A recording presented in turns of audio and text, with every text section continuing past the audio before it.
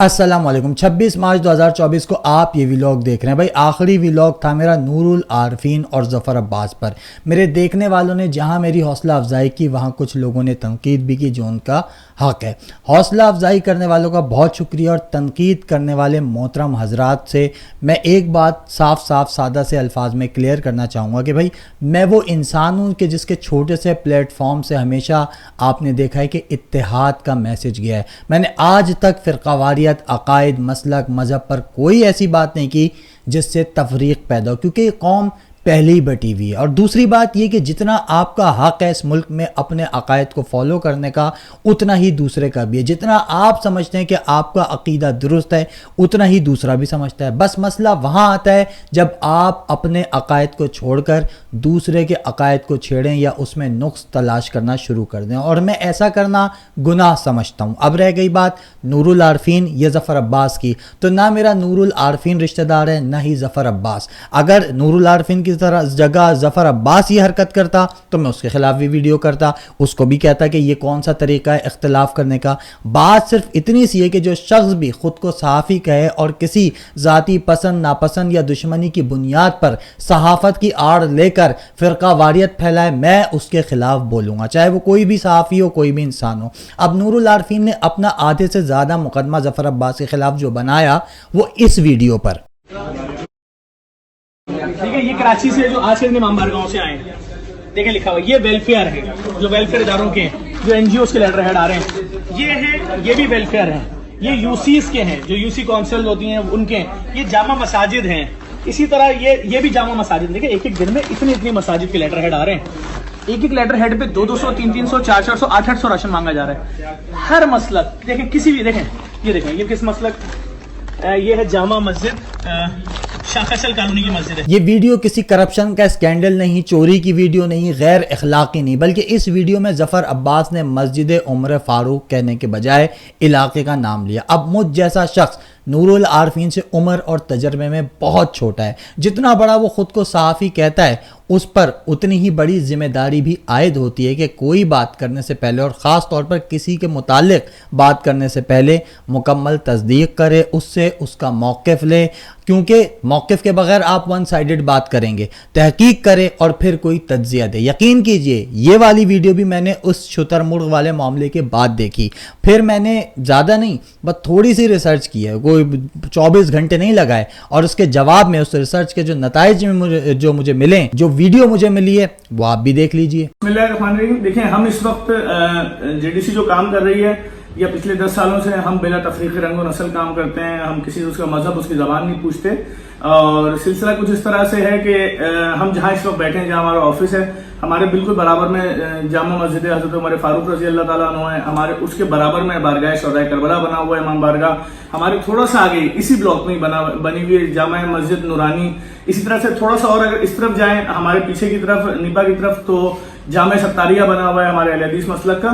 तो तमाम मसालिक की मसाजिद, इमाम बारगाह सब अतराफ में मौजूद है। हम सबकी इज्जत करते हैं, सबका एहतराम करते हैं, और इसी तरह से न सिर्फ मुसलमानों की मसालिक, मसाजिद का, इनके तमाम बड़ों का एहतराम करते हैं, बल्कि अगर हम कभी किसी चर्च में, मंदिर में या गुरुद्वारे में जाते हैं, तो जो भी वहां के प्रोटोकॉल्स हैं एहतराम के, उन सबको फॉलो करते हैं कि चप्पल बाहर उतारनी है, या अगर गुरुद्वारे में गए तो कपड़ा सर पे बांधना है, जो भी जिसके हैं उनको फॉलो करते हैं।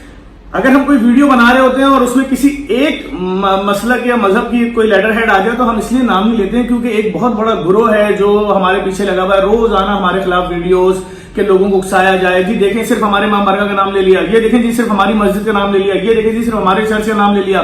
तो इसलिए हम बाज़ जगहों में इन चीजों का ख्याल करते हैं, ताकि कोई शख्स भी शर पसंदी करके, हमारे साथ तो इतनी ज्यादती हो रही है कि एक शख्स आता है, आके बोलता है, पता नहीं नदीम बेग नाम है, इमरान बेग आता है, आके बोलता है जी 5000 राशन दो, और हम बोलते हैं 5000 राशन तो भाई करोड़ रुपए का आता है, तो उस आपकी जितनी जरूरत है उतना मांगे। नहीं जी हम तो एक इंटरनेशनल एजेंसी हैं, आप कैसे नहीं दोगे हमें। और बाहर जाके एक झूठी वीडियो बना देता है कि जी ये तो फलाने मसलक को नहीं दे रहे, या फलाने मजहब को नहीं दे रहे, और उसके बाद एक दिन बाद उसके इदारे के लोग आते हैं, जी हमारा तो लेटर हेड चोरी हुआ था, और ये तो जी फलानी सियासी पार्टी का मीडिया सेल का हेड है।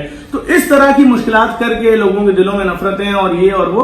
तो हम इसलिए क्या करते हैं, हम अपनी किसी वीडियो के अंदर अगर किसी एक मजहब या किसी एक फिरके या किसी भी एक इमाम बारका का लेटर हेड आ जाए तो हम खुद नहीं बोलते, हम बोलते हैं ताकि कोई किसी शख्स को मौका ना मिले। बाकी जहां तक रही बात किसी भी मसलक, किसी भी मजहब, किसी भी शख्स की, हम सबका उतना ही एहतराम करते हैं जितना एहतराम करने का हक है। हर एक को पूरा एहतराम करते हैं, उनकी इज्जत करते हैं, उनकी हुर्मत का ख्याल रखते हैं कि किसी मजहब के किसी पैरोकार की दिल आजारी ना हो कभी भी, और किसी भी मुश्किल घड़ी में हम उनके साथ खड़े होते हैं। तो ये हमारे पैगाम है। बहुत शुक्रिया। अब मेरा सवाल ये है कि ये वाली वीडियो इतने बड़े सहाफ़ी नूरुल आरफीन ने क्यों नहीं देखी, जिसमें ज़फ़र अब्बास ने वाज़े किया था कि उसने जामिया मस्जिद उमर फ़ारूक का नाम क्यों नहीं लिया। और दूसरी सबसे अहम बात बिल्कुल क्लियर है कि तमाम असहाब रसूल सल्लल्लाहु अलैहि वसल्लम, तमाम उम्महातुल मोमिनीन काबिल इज़्ज़त और काबिल एहतराम है, और उनका उतना ही एहतराम किया जाना चाहिए जितना कि हक़ बनता है। रही बात तारीख़ी, इल्मी और फ़िक्री इख्तिलाफ़ात की, तो भाई वो ता क़यामत चलने वाले हैं और क़यामत में ही मालूम होगा कि कौन सही है कौन गलत। बजाय इसके कि दूसरों के अक़ायद खंगालो, अपने ईमान का तहफ़्फ़ुज़ कर लो, इस दौर में अपने हिस्से का काम कर लो, वही बहुत है। और सच बताऊं तो अगर पाकिस्तान के मुसलमानों को इतनी ही अकीदत और मोहब्बत रसूल, आले रसूल और असहाबे रसूल से होती तो हम आज इस हाल में ना होते। आज हमारे मुआशरे में ज़िना, करप्शन, बददियानती, खयानत, रिश्वत, झूठ, लाकानूनियत, जुल्म और बर्बरियत और जहालत आम ना होती, क्योंकि जिससे आपको मोहब्बत और अकीदत होती है आप उसके मिजाज में ढल जाते हो। लेकिन हमारे यहाँ ये मोहब्बत जो दीन इस्लाम से नाम निहाद मोहब्बत है सिर्फ फतवों तक है। हमारे यहाँ दीन इस्लाम की मोहब्बत सिर्फ ज़ाती फ़ायदे और दुश्मनी का नाम है। वो देखो ना, 5 लाख उलमाए कराम का नुमाइंदा जो खुद को कहता है फजलुल रहमान साहब, इस्लाम को कैश कराकर उसने 40 साल तक हुकूमत की और इस्लाम के लिए टके का भी काम नहीं किया। इस मुल्क में पत्थर उठाओ तो मौलवी निकलता है। लेकिन आप मुझे बताइए कि उन मौलवियों की क्या खिदमात हैं इस इस्लाम के लिए। अगर कुछ खिदमात होती तो सबसे पहले ये मुआशरा ठीक होता, क्योंकि रसूल अल्लाह सल्लल्लाहु अलैहि वसल्लम ने इस्लाम की दावत दी या इस्लाम जो गालिब आया तो वो किस वजह से आया, उसका बुनियादी रीज़न क्या था? कि रसूल सल्लल्लाहु अलैहि वसल्लम कोई बहुत बड़े ताजिर थे और उन्होंने इमारतें बनाकर काफिरों को रागिब किया कि देखो इस्लाम कबूल करोगे तो इन शानदार महलात में रहोगे? कतई नहीं। रसूल अल्लाह सल्लल्लाहु अलैहि वसल्लम ने जो रियासत मदीना बनाई उसकी बुनियाद मोरल थी, यानी वो मोरली इतनी मजबूत थी कि आप वहां पर किसी इंसान की तो क्या जानवरों के हुकूक के भी खिलाफ वर्जी नहीं कर सकते थे। रसूल करीम सल्लल्लाहु अलैहि वसल्लम ने जो रियासत बनाई उसकी जो बुनियाद में चीज़ें शामिल थी वो था सच बोलना, कानून सबके लिए बराबर, इंसाफ सबके लिए वैसा ही जैसा होना चाहिए, मिसाली इंसाफ था। इसी तरह से आप सल्लल्लाहु अलैहि वसल्लम अपनों में और गैरों में कोई फ़र्क नहीं रखते थे। मेरिट था वहाँ पर, वहाँ हर सिलेक्शन जो थी वो उसूलों पर होती थी, वहाँ नज़रिया था, वहाँ कोई सीमेंट, बजरी, मोटरवेज, ऑरेंज लाइन ट्रेन्स थोड़ी थी। और आप पाकिस्तान का हाल देख लें, यहां पर कितने करोड़ों मौलवी हैं, मसाजिद कम, मौलवी भरे पड़े, लेकिन क्या हमारा मुआशरा मिसाली मुआशरा कहलाने के लायक है? क्यों नहीं है? इस सवाल का जवाब कौन देगा? इस सवाल का जवाब यहाँ के नाम निहाद मौलवी देंगे और हमको भी देना चाहिए कि हम एक दूसरे के अकायद खंगालते हुए 1 मिनट में कुफर के फतवे लगाते हैं। नहीं जी, तुम में ये वाले एलिमेंट्स नहीं है, तुम इन चीज़ों पर पूरा नहीं उतरते तो तुम दायरा इस्लाम से खारिज हो। दूसरा कहता है तुम ये नहीं करते तो तुम जो हो वो दायरा इस्लाम से खारिज हो। एक मकतबा फ़िक्र कहता है हम आशिक़ रसूल हैं, एक मकतबा फ़िक्र कहता है हम आशिक़ सहाबा हैं, एक मकतबा फ़िक्र कहता है कि जी हम आशिक़ अहले बैत हैं, और एक मकतबा फ़िक्र कहता है कि हमारे लिए अल्लाह ही काफ़ी है। लेकिन बदकिस्मती देखिए कि आप इतने सारे लोगों ने टैग लिए हुए अपने अपने के जी हमारे रसूल हैं, हमारे अहले बैत हैं, हमारे असहाब हैं, हमारा सिर्फ खुदा है। मगर इस सरजमीन पर ना इंसाफ है, ना अदल है, ना कानून है, ना किसी की सुनवाई होती है, ना मेरिट है, ना उसूल है, ना नज़रिया है, ना ही कोई मोरल वैल्यूज़ हैं। तो फिर आपको ये कहने का हक़ नहीं बनता, किसी के भी अकायद पर तनकीद करने से पहले आपको पहले अपने गिरेबान में और मुआशरे में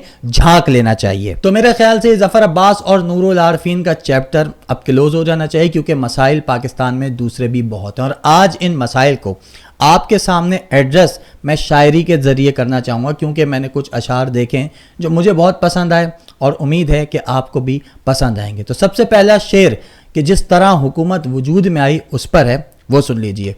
नए तमाशों पे हैरत ज़रा नहीं होती, नए तमाशों पे हैरत ज़रा नहीं होती, हमें कुछ इतने तमाशों से वो गुजार चुके। वो रात जीत के सोया जब अगले दिन जागा, किसी ने आके बताया कि आप ہار چکے. جی ہاں, یہی بس ایک سمجھے شعر میں پورا الیکشن کور ہو جاتا ہے. اس کے بعد یہ جس قسم کا گھٹیا الیکشن ہوا ہے, ملک کی صورتحال کیا ہو گئی اس کا اندازہ اب اگلے والے شعر سے لگا لیں کہ یہ جنگ ہار نہ جائیں سپاہ قید میں ہے. یہ جنگ ہار نہ جائیں سپاہ قید میں ہے, غلام تخت پہ قابض ہیں شاہ قید میں ہے. تیرے حقوق کی ضمانت نہیں اب کوئی, غریب شہر تیرا خیر خواہ قید میں ہے. کہ ایک پارٹی کو الیکشن سے پہلے توڑا گیا, اس کا لیڈر جیل میں ڈالا گیا, پھر فارم 47 کی حکومت بنی, جو کرپشن کے مقدمات میں مطلوب تھے وہ ڈرائی کلین کیے گئے, لندن میں ایک میت کو پھر سے زندہ کر کے پاکستان لایا گیا اور یہ دکھایا گیا کہ یہی پاکستان کا روشن مستقبل ہے. صحت کارڈ, لنگر خانے, اپنا پناہ گاہیں سب بند کر دیے گئے. احساس پروگرام کے تحت جو 12,000 روپے ملتے تھے انہیں 2,000 کر دیا گیا, اور اقتدار بھی اسی شریف خاندان کی جھولی میں ڈال دیا گیا. مگر نتائج کیا نکلے؟ اب نتائج اس شعر میں سن لیں کہ کہیں پہ دن کہیں پہ رات میں ذلیل ہوئے, طرح طرح کی واردات میں ذلیل ہوئے, وہاں بھی خاک اڑائی گئی ہے چاروں طرف جہاں کم ظرف واردات میں ذلیل ہوئے. وہ قید خانے میں پڑا ایک شخص معتبر ٹھہرا اور تم اپنے اپنے محلات میں ذلیل ہوئے, اور وہ ذلالت اب تک جاری و ساری ہے. یہ فطری بات ہے کہ جب آپ نے سب کچھ کر کے دیکھ لیا, ایک شخص کی حکومت گرا دی, اسے وزیر اعظم سے غدار اعظم بنا دیا, اس کی پارٹی ختم کروا دی, انتخابی نشان چھین لیا گیا, سیٹیں چھین کر اپوزیشن میں بٹھا دیا گیا, مخصوص نشستیں بھی نہیں دی جا رہی, 30 سال کی سزا الگ سنا دی گئی, نام اور تصویر تک ٹی وی پر نہیں چلائی جا رہی, لیکن پھر بھی قید خانے میں پڑا وہ ایک شخص لندن سے آنے والے نواز شریف سے معتبر ٹھہرا. تو نواز شریف نے یہ صورتحال دیکھ کر اپنے بھائی سے کچھ اس طرح شکوا کیا, مجھے تو نے مفتے میں لارا لگایا, کہاں سے اٹھا کر کہاں لا بٹھایا, عجب ایک سبز باغ مجھ کو دکھایا, یوں ہی مفت میں بوٹ پالش کرایا, نہ لسی پلائی نہ زردہ کھلایا, نہ وعدہ نبھایا نہ پنکچر لگایا, نئی شیروانی عقارت گئی, فالتو نان کلچے کا خرچہ کرایا, نہ شادی ہوئی نہ ولیمہ کرایا, مجھے ہر جگہ تو نے رسوا کرایا, مگر تو نے اب تک یہ نہ بتایا کہ مجھے کیوں بلایا, مجھے کیوں بلایا. تو آج بھی جاتی عمرہ سے صدائیں آ رہی ہیں کہ مجھے کیوں بلایا, مجھے کیوں بلایا. یہ وہ پاکستان کے حالات ہیں جو چند اشعار میں نے آپ کو بتانے کی کوشش کی ہے, اس لیے کیونکہ شروع کا جو ٹاپک تھا وہ اتنا لمبا ہو گیا تھا کہ پھر میں کوئی زیادہ خبریں اس میں ڈسکس نہیں کر سکتا تھا, تو سوچا اسی طرح کچھ خبریں آپ کو حالات پر بات کر لیجیے. اور آخر میں جو ایک خبر میں آپ کو چلتے چلتے بتا دوں کہ وہ جو شخص قید خانے میں پڑا ہے جلد باہر آنے والا ہے, سائفر کیس خاتمے کی جانب جا رہا ہے, کل توشہ خانہ کیس بھی لگ چکا ہے, اور اس کے بعد عدت میں نکاح کے مقدمہ بھی لگے گا اور ختم ہو جائے گا. پھر رہ گیا 9 مئی, وہ معاملہ مجھے لگ رہا ہے کہ سپریم کورٹ میں ہی حل ہوگا. لیکن ایک بات طے ہے کہ عمران خان عید کے بعد جیل سے باہر ہوگا, چاہے بنی گالہ میں نظر بند ہو یا پھر ضمانت پر رہا ہو جائے. دوسری طرف حکومت تو شہباز شریف جتنا پہلے بے بس تھا اس سے زیادہ اس وقت بے بس دکھائی دے رہا ہے ہر لحاظ سے, اس لیے یہ حکومت 3 سال بھی چلتی ہوئی دکھائی نہیں دے رہی. کیوں, کیسے, کیا حالات ہوں گے, اس پر اگلی ویڈیو میں بات کریں گے. کوشش کر رہا ہوں کہ روزانہ ویلاگ کر سکوں, لیکن بھائی جاب بھی ہے, رمضان بھی ہیں, ٹائمنگز بھی بہت ڈسٹرب ہوئی ہوئی ہیں, اس لیے آپ سے روزانہ کی بنیاد پر بات نہیں ہو پا رہی. لیکن انشاءاللہ عید کے بعد کوشش یہ ہوگی کہ کم از کم 2 ویلاگ دن میں ضرور کروں. اب تک کے لیے اتنا ہی, اگلی ویڈیو تک اجازت دیجیے. اللہ حافظ.